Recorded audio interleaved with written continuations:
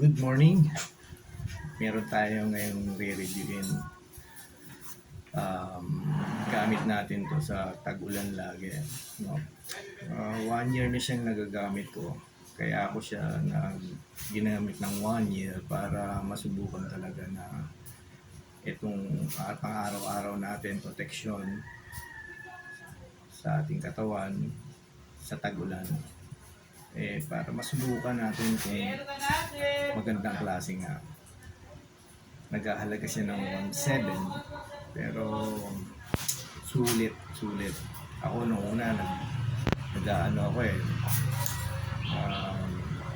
iisip ako kung bibili ako, no choice, bibili ako ng kapote na pang-protection sa katawan natin. Sa mga riders, siguro alam na to ng mga ibang riders, no?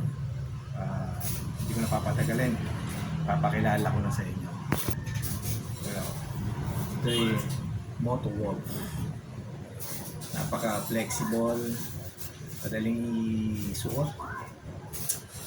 Siguro hindi ko na rin ito i-try isuot kasi sa mga kapatid natin na rider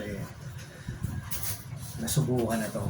Saka yung flexible, yung plug-in, ano lang to tawag to,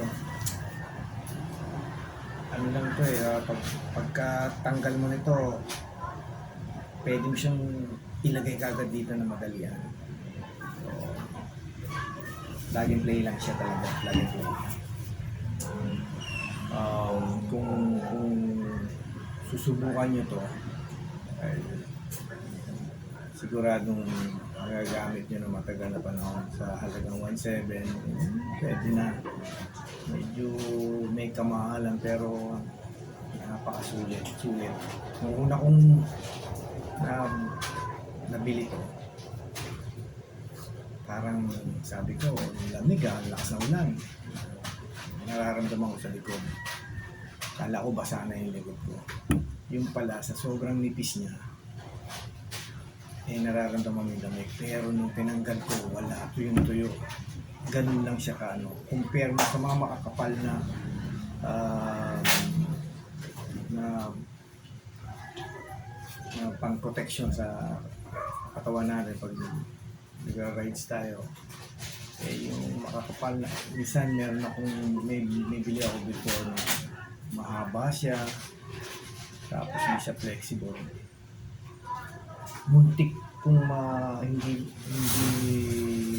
mabitawan yung preno kasi ang haba ng sleeve niya mahaba, lampas ng kamay ko.